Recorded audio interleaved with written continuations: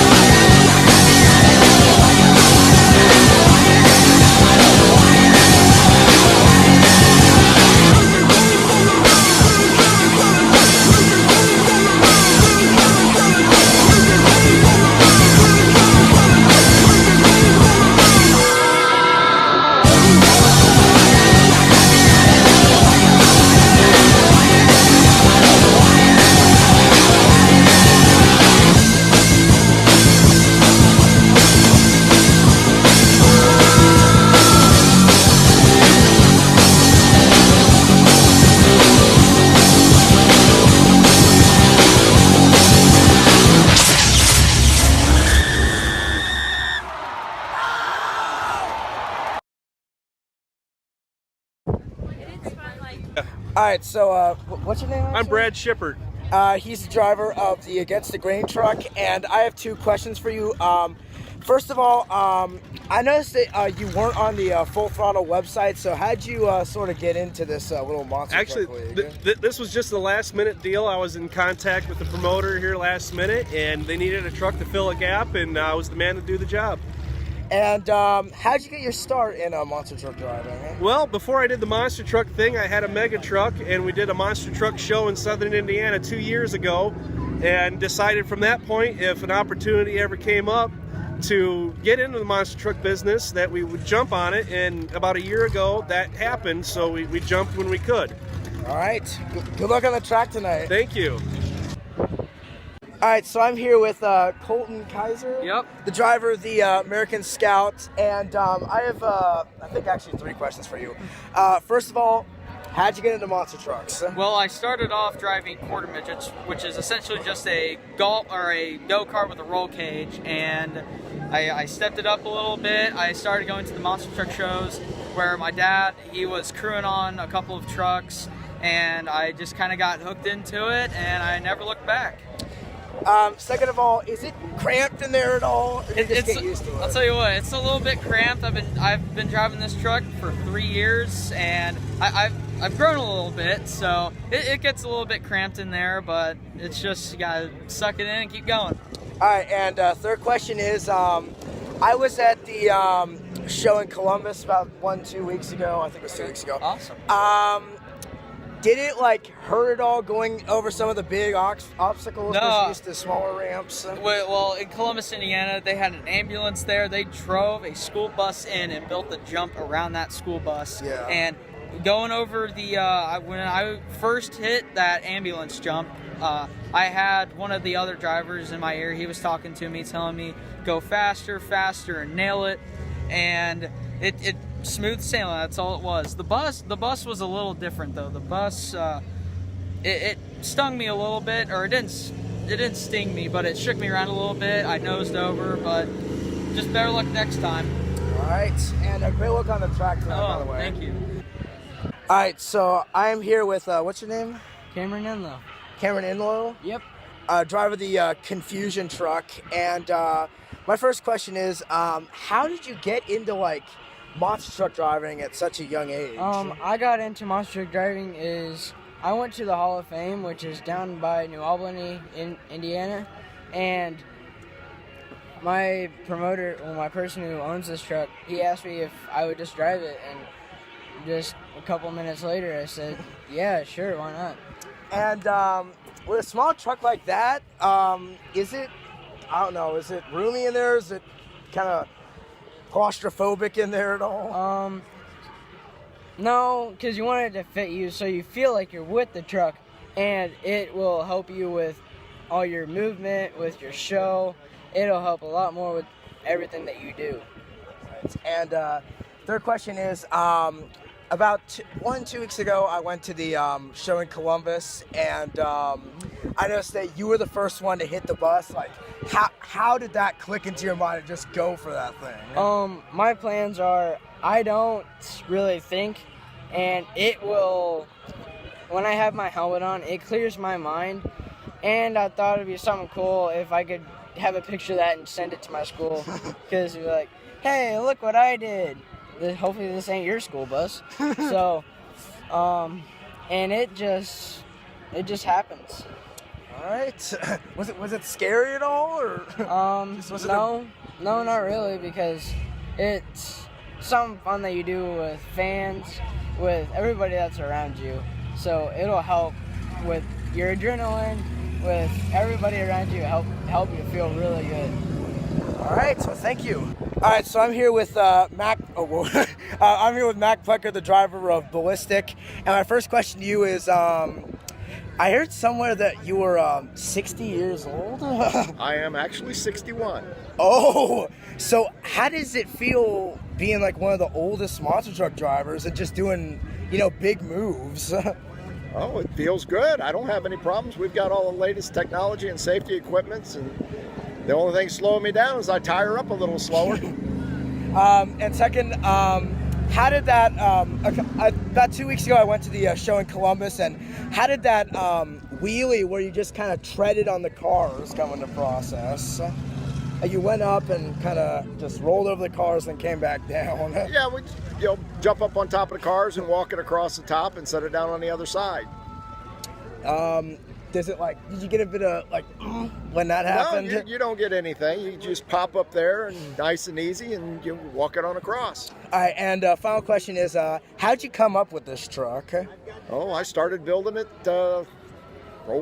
close to 20 years ago. It took me 4 years to build it, building bits and pieces and parts before I started assembling it and having to build more pieces to make it all work.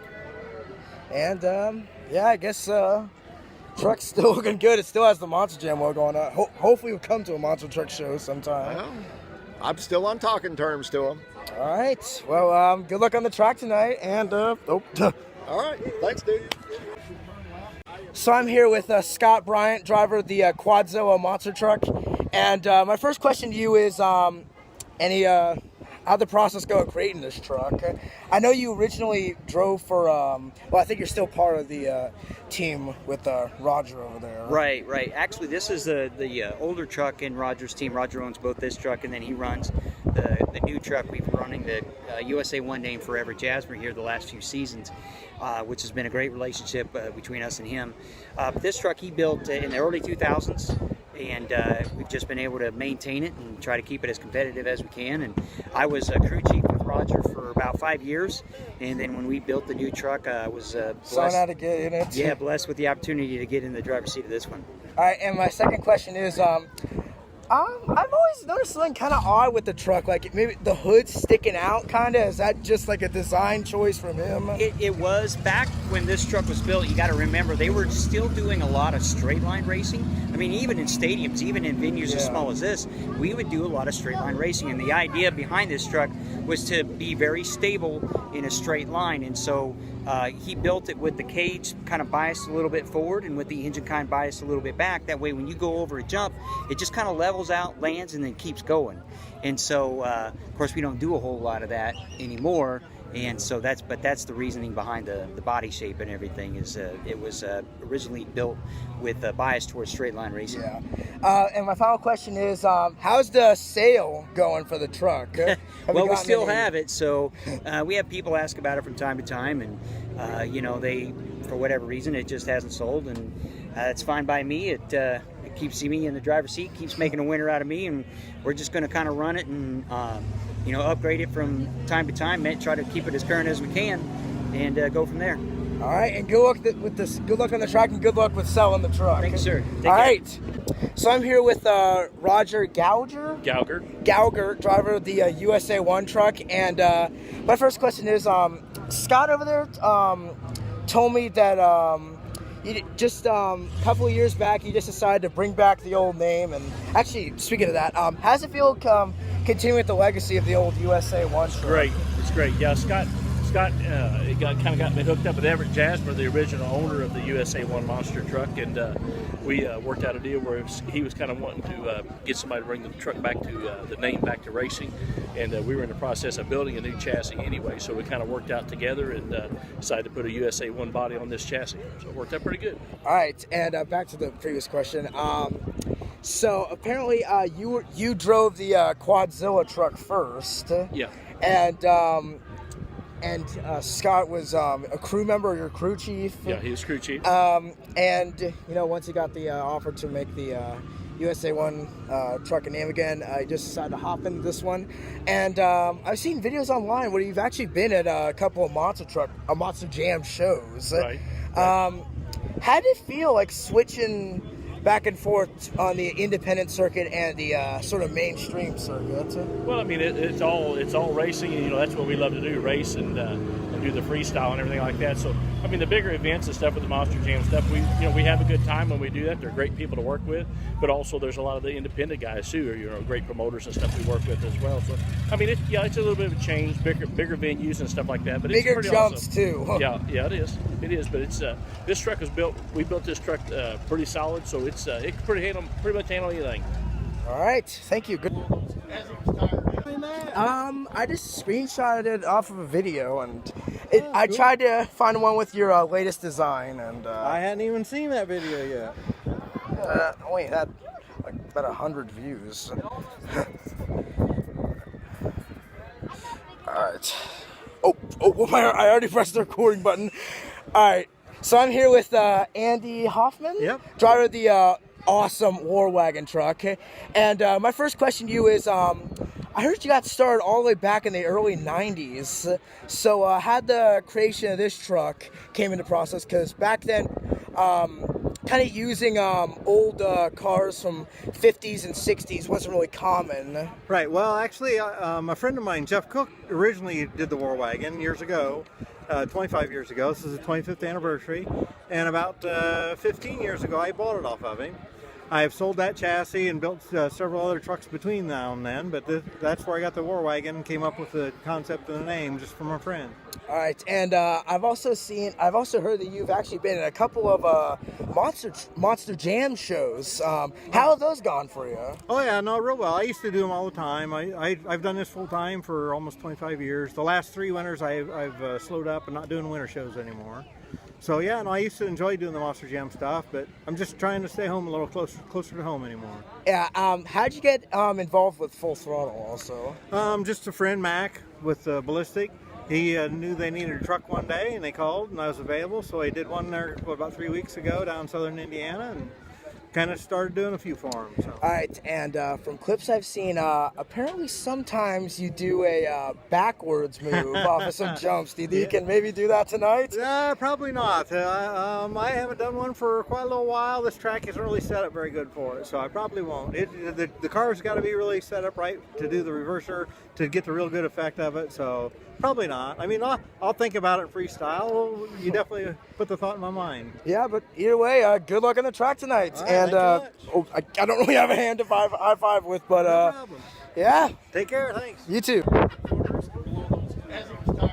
All right, so what's your name? Todd Lockwood with Invader 1 Monster Truck. All right, so well, since you already introduced the truck, I think we're I don't need to say the name of it. So my first question to you is, I noticed that you're the only person out here that has a kind of Chevy Colorado fiberglass body, and it kind of has a short base truck. Are you like involved with the Rockstar monster truck at all? Because it kind of has a similar build to it. No, I am not. This is one of my own personal builds.